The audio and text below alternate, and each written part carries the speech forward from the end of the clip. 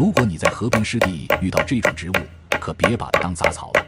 它的学名叫蜡潦草、嘴鱼草，因其叶片形状跟柳叶相似，所以也叫柳叶蓼，是蓼科蓼属植物柳叶蓼的一年生草本。蜡潦草这种植物很奇妙，它全身上下都有一股比辣椒还辣的味道。